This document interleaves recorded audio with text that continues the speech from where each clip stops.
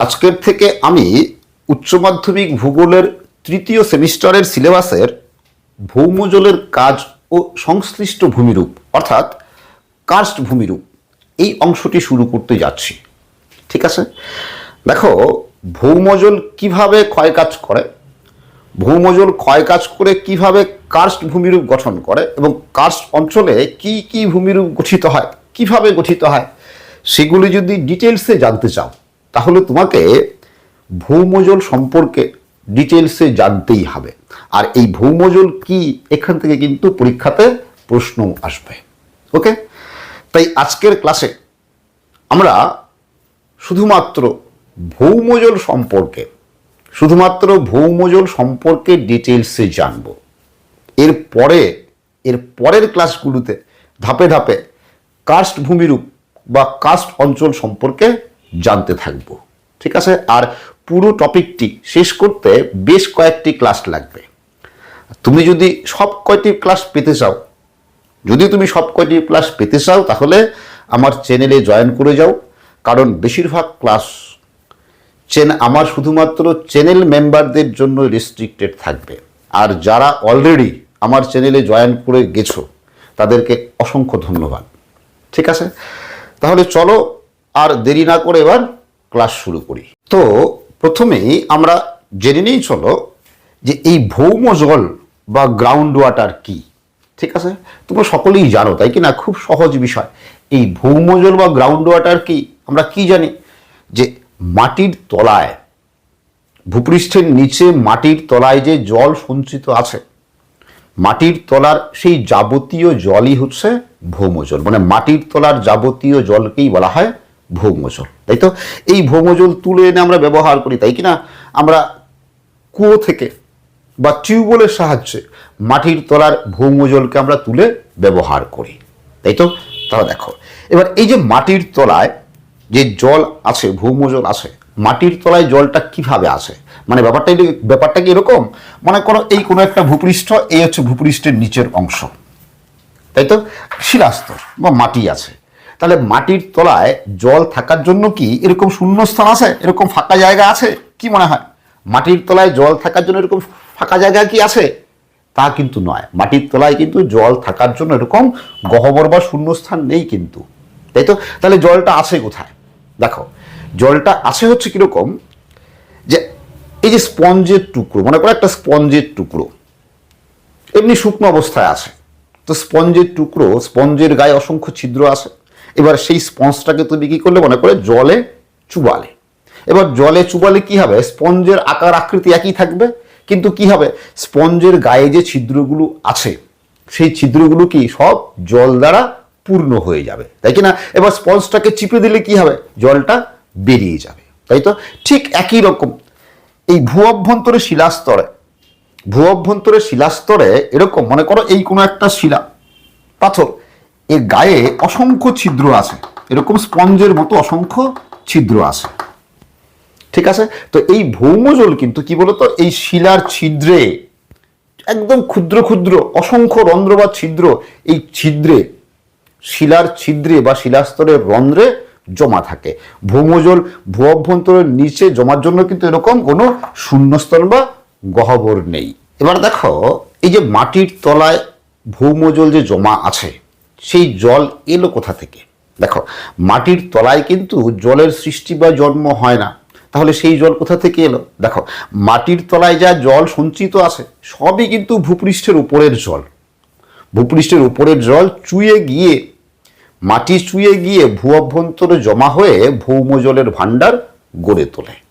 ঠিক আছে, এবার আমরা দেখে নিয়ে চলো তাহলে এই যে ভৌমজল, এই ভৌমজলের সোর্স বা উৎসগুলি কি কি। ঠিক আছে, দেখো কিরকম, মনে করো এই কোনো একটা ভূপৃষ্ঠ আছে, এবার এই ভূপৃষ্ঠে মনে করো বৃষ্টিপাত হচ্ছে, বা মনে করো বরফ গোলা জল এলো, তাহলে এখানে বৃষ্টিপাত হলে বা তুষারপাত হলে বরফ গোলা জল বা বৃষ্টির জল কি হয় বলতো, এই বরফ গোলা জল বা বৃষ্টির জলের প্রায় 70% জল, 70% জল কিছুটা বাষ্পীভূত হয়ে যায়, আর বাকিটা ভূমির ঢাল বরাবর গড়িয়ে যায়। ঠিক আছে, আর 30% জল, মানে বরফ গোলা জলের এবং বৃষ্টির জলের 30% জল এই চুইয়ে গিয়ে মৃত্তিকা স্তর বা মাটি চুয়ে গিয়ে ভূ অভ্যন্তরে জমা হয়ে ভৌমজলের ভাণ্ডার গড়ে তোলে।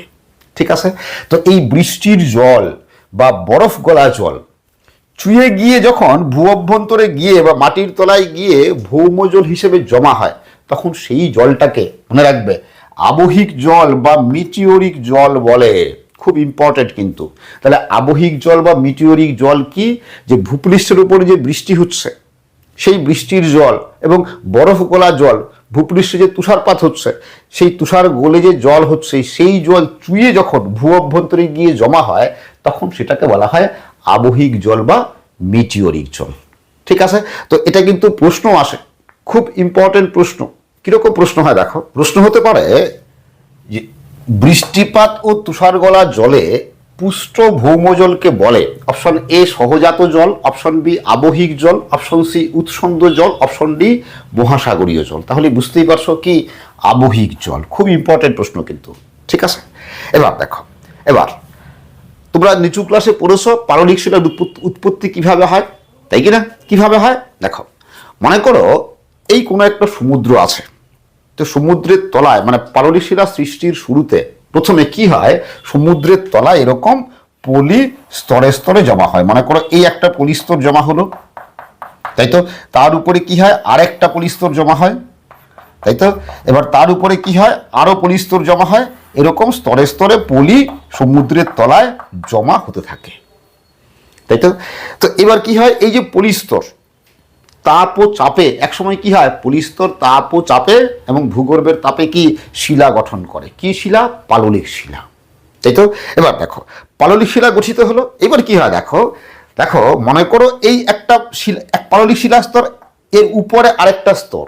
এবার পাললিক শিলা জন্মের সময় বা সৃষ্টি হওয়ার সময় এই দুটা স্তরের মাঝখানে, এই যে দুটা স্তরের, এই একটা স্তর এই একটা স্তর, দুটা স্তরের মাঝখানে কিছু জল আটকে থেকে যায়, কিছু জল আবদ্ধ হয়ে যায়। ঠিক আছে, এবার এই পলিস্তরটাই যখন শিলা গঠন করে, তখন সেই শিলাটার মধ্যে কি বলতো, সেই শিলাটার মধ্যে জলটা আটকে থেকে যায়। ঠিক আছে, তো এই যে পাললিক শিলা জন্মের সময়, পাললিক শিলা জন্মের সময় বা সৃষ্টির সময় যে জল শিলাস্তরে আবদ্ধ থেকে যায় বা আবদ্ধ হয়, সেই জলকে সহজাত জল বা জন্মগত জল বলে। ঠিক আছে, তো দেখো যদি প্রশ্ন এরকম হয় যে পাললিক শিলা সৃষ্টির সময় শিলাস্তরে আবদ্ধ জলকে বলে অপশন এ সহজাত জল, অপশন বি আবহিক জল, অপশন সি উৎসন্দ জল, অপশন ডি মহাসাগরীয় জল। বুঝতেই পারছো উত্তর কি হবে, সহজাত জল। এটার আরেক নাম কি, জন্মগত জল। ঠিক আছে, এবার দেখো যে আমাদের ভূপৃষ্ঠের বহু এলাকা আছে শুধুমাত্র পাললিক শিলা দ্বারা গঠিত, তাই তো। তাহলে পাললিক শিলা দ্বারা গঠিত এলাকা মানেই কি, একসময় কোথায় ছিল এলাকাটা, কোথায় ছিল, সমুদ্রের তলায় ছিল। কারণ কি, কারণ পাললিক শিলা কোথায় গঠিত হয়, জলাশয়ের তলে বা সমুদ্রের তলে গঠিত হয়। যেমন হিমালয় পার্বত্য অঞ্চল কোন শিলা দ্বারা গঠিত, কি পাললিক শিলা দ্বারা গঠিত। কোথায় ছিল, সমুদ্রের তলায় ছিল, তাই তো।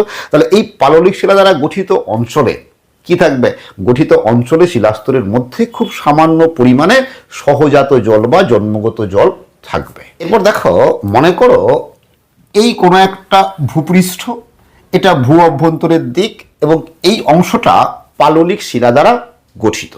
ঠিক আছে, এবং এই এক একটা পাললিক শিলার স্তর, আলাদা আলাদা স্তর।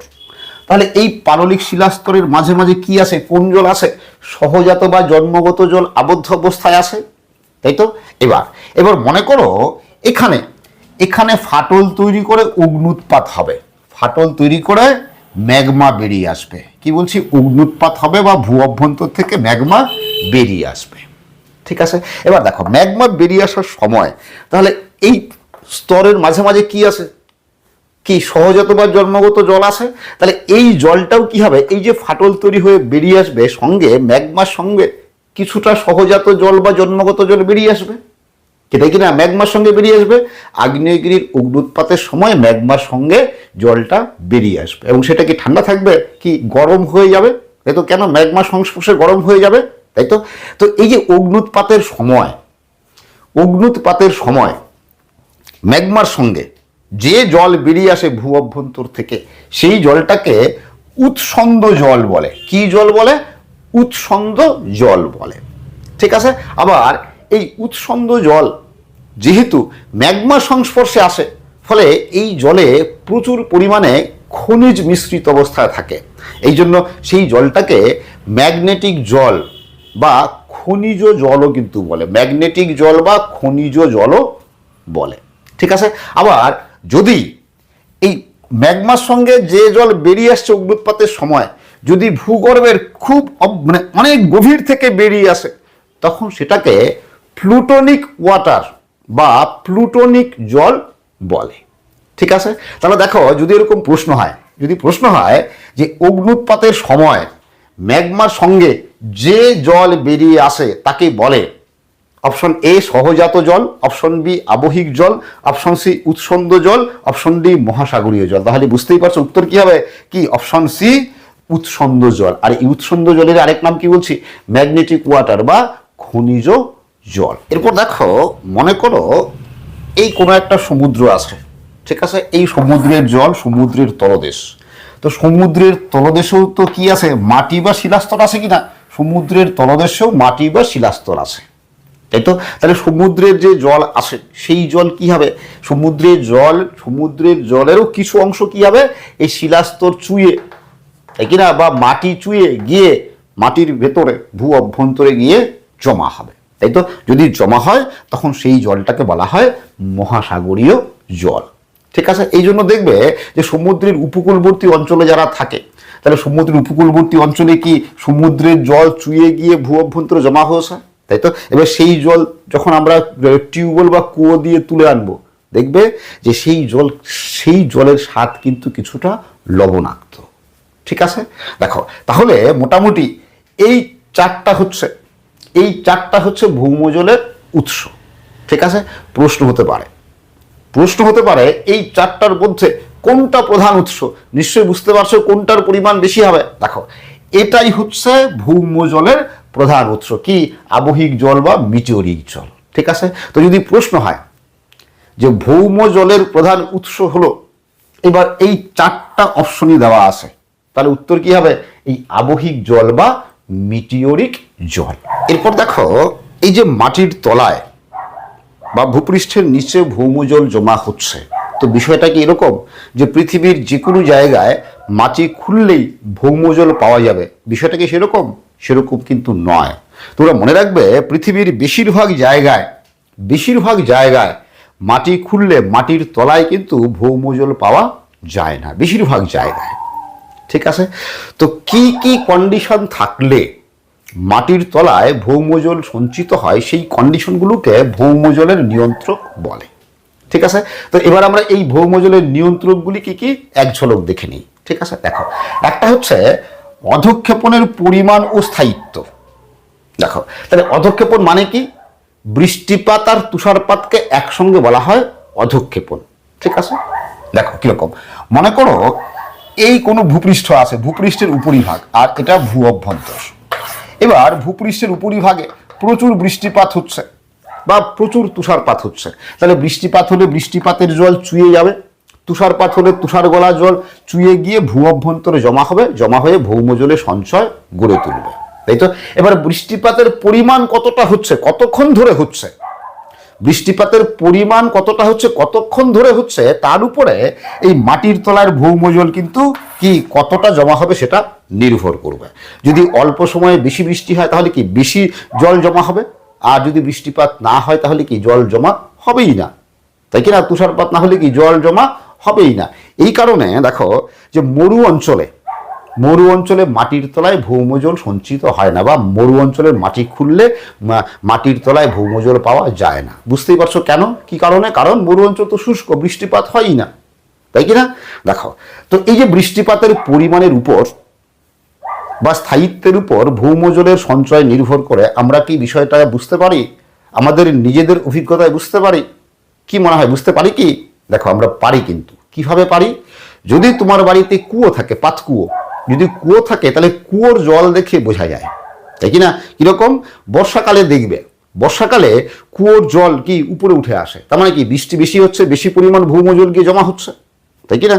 আর শীতকালে কি হয়, আবার কুয়োর জল নেমে যায়, তাই তো? কেন শীতকালে বৃষ্টিপাত হয় না, জল ভূ অভ্যন্তরে জমা হয় না, ফলে সেই জল আবার নিচে নেমে যায়। এরপর দেখো, এই যে ভূপৃষ্ঠের উপরিভাগে যে শিলাস্তর আছে, এই শিলাস্তরের জল প্রবেশ করার ক্ষমতা অনুযায়ী শিলাস্তরকে দুই ভাগে ভাগ করা হয়।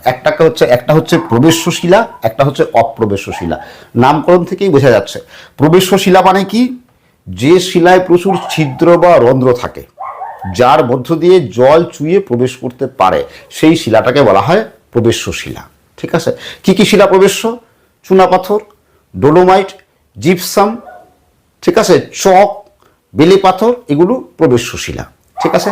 আর যে শিলায় ছিদ্র থাকে না বা রন্ধ্র থাকে না, যার মধ্য দিয়ে জল প্রবেশ করতে পারে না, সেই শিলাকে বলা হয় অপ্রবেশ্য শিলা।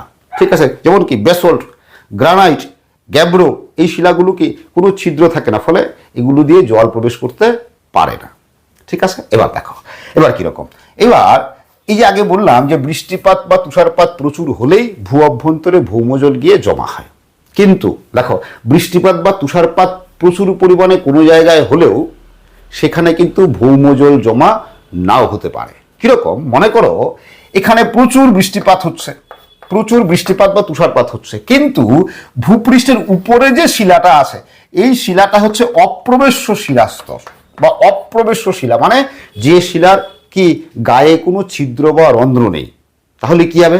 যতই বৃষ্টি হোক না কেন, সেই বৃষ্টির জলকে চুইয়ে ভূ অভ্যন্তরে প্রবেশ করতে পারবে? ভূ অভ্যন্তরে প্রবেশ করতে পারবে না, তাই তো? ফলে সেখানে কি সেই এলাকার ভূপৃষ্ঠের নিচে ভৌমজলের সঞ্চয় হবে না, তাই তো? তাহলে আরেকটা কি কন্ডিশন লাগবে? তাহলে বৃষ্টিপাত তো হতেই হবে, আরেকটা কি কন্ডিশন লাগবে? যে ভূপৃষ্ঠের উপরিভাগে কি লাগবে?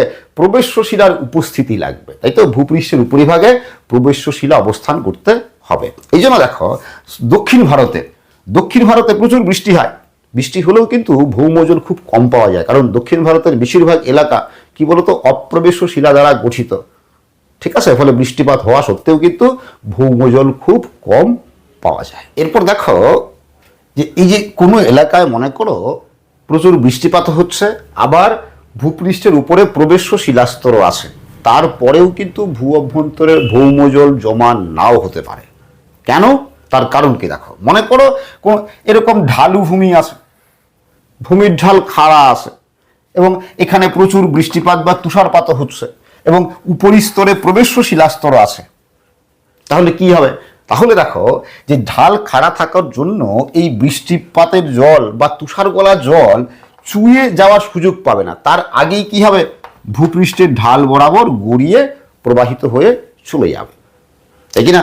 ফলে বৃষ্টিপাতও হচ্ছে, এবং ভূপৃষ্ঠের উপরিভাগে কি আছে? ভূপৃষ্ঠের উপরিভাগে প্রবেশ্য শিলা আছে, তারপরেও ভূ অভ্যন্তরে কি ভৌমজল সঞ্চয় হবে না, তাই কি না? যেমন দেখো, তোমরা যদি দার্জিলিংয়ে যাও, দার্জিলিংয়ে প্রচুর বৃষ্টি হয়, এবং দার্জিলিংয়ের শিলাস্তর কি হিমালয় পর্বত কি পাললিক শিলা, মানে কি প্রবেশ্য শিলাস্তর, তাহলে প্রবেশ্য শিলাস্তরও আছে, আবার কি প্রচুর বৃষ্টি হচ্ছে। তো দার্জিলিংয়ে তুমি মাটি খুললে বা পাহাড়ের ঢাল খুললে কিন্তু ভৌমজল পাবে না, তাই কি না? বোঝা গেল? তাহলে কি লাগবে? তাহলে এই দুটো তো লাগবেই, বৃষ্টিপাত হতে হবে, প্রবেশ্য শিলাও লাগবে, আর কি লাগবে? ভূমির ঢাল হতে হবে। কিরকম? ভূমির ঢাল হতে হবে এরকম সমতল ঢাল যুক্ত, তাই কি না? সমতল ঢাল হলে কি হবে? বৃষ্টিপাতের জল বা তুষার গলা জল কি কিছুটা দাঁড়িয়ে থাকার সুযোগ পাবে, এবং সেই সুযোগে জল কি হবে? প্রবেশ্য শিলাস্তর ছুঁয়ে ভূ অভ্যন্তরে গিয়ে জমা হবে। তার মানে এই ভূমির ঢাল হচ্ছে আরেকটা নিয়ন্ত্রক, তাই তো? এবার দেখো, এবার মনে করো কোনো এলাকায় এই তিনটাই আছে, তারপরেও ভৌমজল ভূ অভ্যন্তরে সঞ্চয় নাও হতে পারে। কেন? দেখো, তাহলে মনে করো কোনো একটা এলাকা এরকম সমতল ভূপৃষ্ঠ, সমতল আছে, ভূপৃষ্ঠের উপরিভাগে প্রবেশ্য শিলাস্তরও আছে, ঠিক আছে, আবার প্রচুর বৃষ্টিপাতও হচ্ছে বা তুষারপাতও হচ্ছে, তারপরেও কিন্তু ভূ অভ্যন্তরে ভৌমজল সঞ্চয় নাও হতে পারে। কেন? বুঝতে পারলে? তার কারণ হচ্ছে কিরকম, দেখো যে যদি এই যে ভূ অভ্যন্তরে শুধুমাত্র যদি প্রবেশ্য শিলাস্তরেই থাকে, শিলাস্তর শুধুমাত্র প্রবেশ্য শিলাস্তরেই থাকে, তাহলে কি হবে? যে জল প্রবেশ্য শিলাস্তর দিয়ে চুয়ে ভূ অভ্যন্তরে প্রবেশ করবে, সেই জল কি হবে, চুয়ে ভূ অভ্যন্তরে যেতেই থাকবে, সেই জলের হুদিশ আমরা পাবো না, সেই জল গিয়ে ভূ অভ্যন্তরে জমা হবে না। ঠিক আছে, কখন জমা হবে, যদি এরকম হয় যে মনে করো এই প্রবেশ্য শিলাস্তর আছে, ভূপৃষ্ঠের উপরিভাগে প্রবেশ্য শিলাস্তর আছে, এবার কিছুটা প্রবেশ্য শিলাস্তরের নিচে এখানে মনে করো কোনো একটা শিলাস্তর আছে, যে শিলাস্তরটা অপ্রবেশ্য, এই শিলাস্তরটা মনে করো অপ্রবেশ্য। ঠিক আছে, তাহলে কি হবে, তাহলে এই ভূপৃষ্ঠের জল এই যে প্রবেশ্য শিলাস্তর চুয়ে ভূ অভ্যন্তরে যাবে, এই তো প্রবেশ করছে, গিয়ে যখনই এখানে পৌঁছাবে, অপ্রবেশ্য শিলাস্তরে পৌঁছাবে, তখন কি হবে, আর চুয়ে ভূ অভ্যন্তরে যেতে পারবে না, তাই কি না? তখন কি হবে, এখানকার শিলার যে রন্ধ্র, এই অপ্রবেশ্য শিলাস্তরের উপরে প্রবেশ্য শিলাস্তরে শিলার যে রন্ধ্র বা ছিদ্র আছে, সেই ছিদ্রে তখন জল জমা হবে, আর জমা হয়ে কি করবে, ভৌম জলের ভান্ডার গড়ে তুলবে। ঠিক আছে, তাহলে কি লাগবে, যে প্রবেশ্য শিলাস্তরের নিচে অপ্রবেশ্য শিলাস্তরের অবস্থান থাকতে হবে, তাই তো, প্রবেশ্য শিলাস্তরের নিচে অপ্রবেশ্য শিলাস্তর অবস্থান করতে হবে। তো যদি এই চারটা কন্ডিশন থাকে, যদি এই চারটা কন্ডিশন থাকে, তবেই সেখানে কি হবে, ভৌম জলের সঞ্চয় হবে। এরপর দেখো, মনে করো এই কোনো একটা ভূপৃষ্ঠ আছে, ঠিক আছে, ভূপৃষ্ঠের নিচে এই পুরোটা হচ্ছে প্রবেশ্য শিলাস্তর, আর প্রবেশ্য শিলাস্তরের নিচে এই আছে, এটা হচ্ছে অপ্রবেশ্য শিলাস্তর। ঠিক আছে, ভূমির ঢাল সমতল আছে, ওকে, এবং এখানে প্রচুর পরিমাণে বৃষ্টিপাত বা তুষারপাত হচ্ছে, তাহলে কি হবে, বৃষ্টির জল বা তুষার গলা জল কি হবে, এই প্রবেশ্য শিলাস্তরের ভিতর দিয়ে চুয়ে নিচের দিকে নামতে থাকবে, তাই তো, নামতে নামতে যখনই এই অপ্রবেশ্য শিলাস্তরের উপরে পৌঁছাবে, মানে অপ্রবেশ্য শিলাস্তরে পৌঁছাবে, আর নিচের দিকে নামতে পারবে না, কারণ এই শিলাস্তরে কি নাই, এই শিলাস্তরে ছিদ্র নেই। তখন কি হবে, এই জল, এই যে চুয়ে নামছিল যে জল, সেই জল কি হবে, অপ্রবেশ্য শিলাস্তরের উপরে যে প্রবেশ্য শিলাস্তর আছে, এই প্রবেশ্য শিলাস্তরের যে ছিদ্র, সেই ছিদ্রের মধ্যে জমা হওয়া শুরু হবে, রন্ধ্রের মধ্যে জমা হওয়া শুরু হবে। ঠিক আছে, তো যদি কোনো শিলাস্তরে, কোনো শিলায় যতগুলো ছিদ্র আছে, সব ছিদ্রগুলো যদি জল দ্বারা পূর্ণ হয়ে যায়, যতগুলো ছিদ্র আছে সবগুলো ছিদ্র জল দিয়ে ভর্তি, তখন সেই শিলাস্তরটাকে সম্পৃক্ত শিলাস্তর বলে, মনে রাখবে, কি বলছি, সম্পৃক্ত শিলাস্তর বলে। ঠিক আছে, আর যদি যতগুলো শিলা, মানে শিলাস্তরে বা শিলার মধ্যে যতগুলি ছিদ্র আছে, সেই সব ছিদ্র জল দ্বারা পূর্ণ হলো না বা জলে ভর্তি থাকলো না, সেটা অসম্পৃক্ত শিলাস্তর। ঠিক আছে, এবার দেখো, এবার মনে করো এবার জল চুইয়ে আসছে, ঠিক আছে, এসে মনে করো এই যে প্রবেশ্য শিলাস্তর আছে, এই প্রবেশ্য শিলাস্তরের এইটুকু অংশ, মানে এই যে এইটুকু অংশ, এইটুকু অংশের শিলাস্তর পুরোটা জল দ্বারা সম্পৃক্ত হয়ে গেছে, মানে এইটুকু শিলাস্তরের মধ্যে যত রন্ধ্র আছে, ছিদ্র আছে, সব ছিদ্রগুলো জল দ্বারা পূর্ণ হয়ে গেছে, তাহলে এটা কি সম্পৃক্ত স্তর, তাই তো। এবার মনে করো এখানে এইটুকু শিলাস্তরে সারা বছরই জল দ্বারা পূর্ণ থাকে, তখন সেটাকে বলা হবে স্থায়ী সম্পৃক্ত স্তর। কি বলছি, স্থায়ী সম্পৃক্ত স্তর। ঠিক আছে, এবার মনে করো, মানে এখানে এইটুকুতে শীতকালেও এইটুকু অংশ সম্পৃক্ত থাকে, জল দ্বারা সম্পৃক্ত থাকে। ঠিক আছে, তাহলে সেটা কি স্থায়ী সম্পৃক্ত স্তর বা অবিরাম সম্পৃক্ত স্তর। এবার মনে করো তাহলে শীতকালে এইটুকু অংশ জল দ্বারা সম্পৃক্ত আছে। ঠিক আছে, এবার মনে করো বর্ষাকাল এলো, তাহলে কি হবে, বেশি পরিমাণ জল প্রবেশ করবে। তো বেশি পরিমাণ জল প্রবেশ করলে কি হবে, এর উপরেও মনে করো আরো এইটুকু শিলাস্তর বর্ষাকালে জল দ্বারা সম্পৃক্ত হয়ে গেল। ঠিক আছে, তাহলে এইটুকু শিলাস্তর জল দ্বারা সম্পৃক্ত হয়ে গেল, তাহলে এটা কখন হলো, শুধুমাত্র কি বর্ষাকালে, তাই তো। এবার বর্ষাকালের পর যখন বৃষ্টিপাত থেমে যাবে, তখন কি হবে, এখানকার জল কিন্তু আর থাকবে না, কি এখানকার জল নিচে নেমে এখানে পৌঁছে যাবে। তাহলে শীত, মানে বর্ষাকাল ছাড়া অন্য সময় এই অংশটা কি থাকবে, অসম্পৃক্ত থাকবে, তাই তো। বর্ষাকালে কি সম্পৃক্ত হবে। তো যে শিলাস্তর শুধুমাত্র বর্ষাকালে সম্পৃক্ত হয়, শুষ্ক ঋতুতে এই শিলাস্তরে জল মানে জল পাওয়া যায় না বা সম্পৃক্ত থাকে না, সেই শিলাস্তরটাকে অস্থায়ী সম্পৃক্ত স্তর বা সবিরাম সম্পৃক্ত স্তর বলে। ঠিক আছে। আর এই যে দুটা, তাহলে এইটুকু অংশ কি হচ্ছে, বছরের কোনো না কোনো সময় কি জল দ্বারা কি সম্পৃক্ত থাকছে, তাই তো। এইটুকু স্তরকে, যতটুকু শিলাস্তরের যতটুকু অংশ বৃষ্টির জল বা বরফ গলা জল দ্বারা সম্পৃক্ত হচ্ছে, ভৌম জল দ্বারা সম্পৃক্ত হচ্ছে, এইটুকু অংশকে ফ্রিয়েটিক স্তর, মনে রাখবে,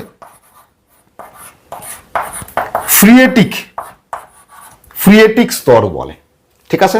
তাহলে এই পুরোটা কিছু ফ্রিয়েটিক স্তর, এর দুটা ভাগ। এটা কি, এটা অস্থায়ী সম্পৃক্ত স্তর, কখন জল দ্বারা সম্পৃক্ত থাকবে শুধুমাত্র বর্ষাকালে। আর এটা কি, স্থায়ী সম্পৃক্ত স্তর, কখন জল দ্বারা সম্পৃক্ত থাকবে, কি সারা বছর জল দ্বারা সম্পৃক্ত থাকবে। ঠিক আছে। তাহলে এই যে অস্থায়ী সম্পৃক্ত স্তরের উপরে এই যে এইটুকু অংশ বাকি থাকলো, এখান থেকে এইটুকু, তাহলে এটাও তো প্রবেশী শিলাস্তর। এখানে কি জল জমা হবে? এখানে কিন্তু জল জমা হচ্ছে না, তাই তো। কি হচ্ছে, শুধুমাত্র কি হচ্ছে, এই শিলাস্তরের মধ্য দিয়ে, এই প্রবেশ শিলাস্তরের মধ্য দিয়ে জল শুধুমাত্র নিম্নগামী হচ্ছে, বছরের কোনো সময়েই কি হচ্ছে না, জল দ্বারা সম্পৃক্ত হচ্ছে না। এই স্তরটাকে অসম্পৃক্ত স্তর বলে। ঠিক আছে।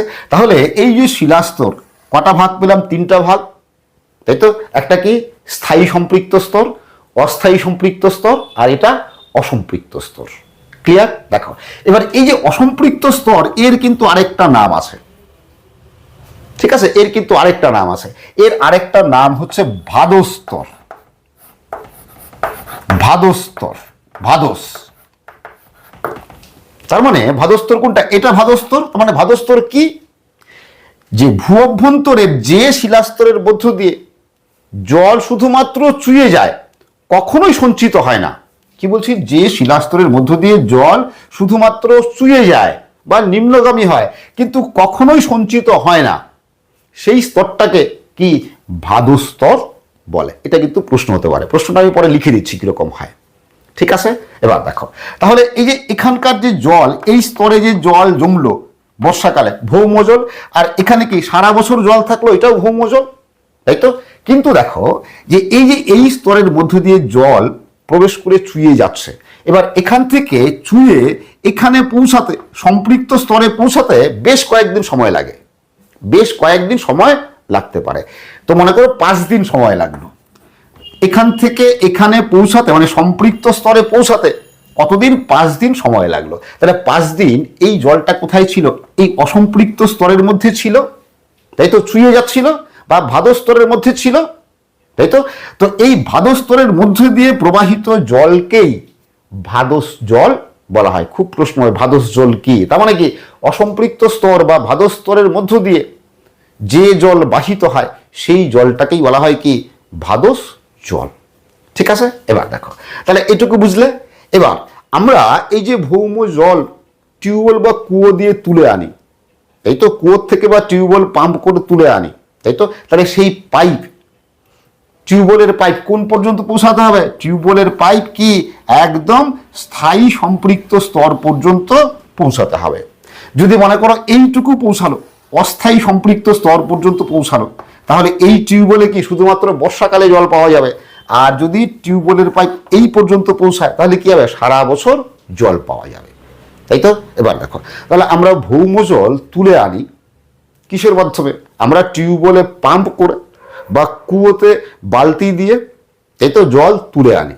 যদি এরকম হয় যে মাটির তলায় যে ভৌমজল সঞ্চিত আছে, সেই ভৌমজল নিজের থেকেই নিজে ভূপৃষ্ঠের বাইরে বেরিয়ে আসছে, যদি নিজে ভূপৃষ্ঠের বাইরে বেরিয়ে আসে, তখন সেটাকে বলা হয় প্রস্রবণ, তাই তো। তাহলে দেখো, তাহলে ভৌমজলের ক্ষরণ মানে কি, আমরা হাত বা পা কেটে গেলে কি বলি, রক্তক্ষরণ হচ্ছে, মানে রক্ত বেরিয়ে যাচ্ছে, তাই তো। তাহলে ভৌমজলের ক্ষরণ হবে কোন প্রক্রিয়ায় বা কার মাধ্যমে ভৌমজল বেরিয়ে আসবে, কোন প্রক্রিয়ায়, কি প্রস্রবণ। এটাও কিন্তু মনে রাখবে। তাহলে ভৌমজলের ক্ষরণ ঘটে কিসের মাধ্যমে, কি প্রস্রবণের মাধ্যমে, তাই তো। তো কিভাবে নিজের থেকে বেরিয়ে আসে খুব সংক্ষেপে বলছি। দেখো দেখো এই মনে করো কোনো একটা ভূপৃষ্ঠ আছে সামান্য ঢালু, ঠিক আছে, সামান্য ঢালু, এবং এইটুকু মনে করো ভূপৃষ্ঠের এইটুকু মনে করো প্রবেশ্য শিলাস্তর, আর এর নিচে এটা অপ্রবেশ্য শিলাস্তর,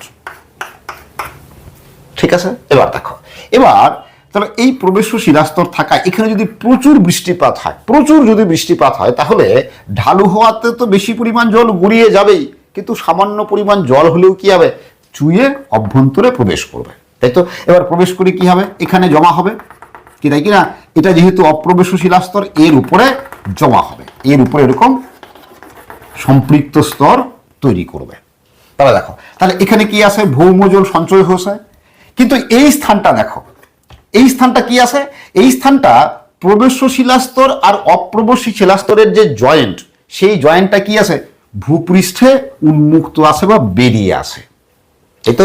সেক্ষেত্রে কি হবে, তাহলে এই যে জল চুয়ে ভূ অভ্যন্তরে প্রবেশ করছে, গিয়ে ভৌমজলের সঞ্চয় হচ্ছে, সেই জল কি হবে, এই জয়েন্ট বরাবর কি নিজের থেকেই বেরিয়ে আসবে, নিজের থেকেই বেরিয়ে আসবে, আর নিজের থেকেই বেরিয়ে আসছে সেটাকে বলে প্রস্রবণ, আর এভাবেই ভৌমজলের ক্ষরণ ঘটে। তো এটা শুধু একটা কারণ, এরকম বহু কারণ আছে ভূ অভ্যন্তর থেকে জল বেরিয়ে আসার, ঠিক আছে। আবার দেখো কিরকম, এবার এই ছবিটা লক্ষ্য করো, এটাই 3D, দেখো তো, এটা মনে করো প্রবেশ্য শিলাস্তর আর এটা অপ্রবেশ্য শিলাস্তর, তাহলে এখানে এটাই মনে করো এটা 3D-তে আঁকা, তাহলে এখানে কি হচ্ছে, ভৌমজলের সামান্য পরিমাণ হলেও ভৌমজলের সঞ্চয় হচ্ছে।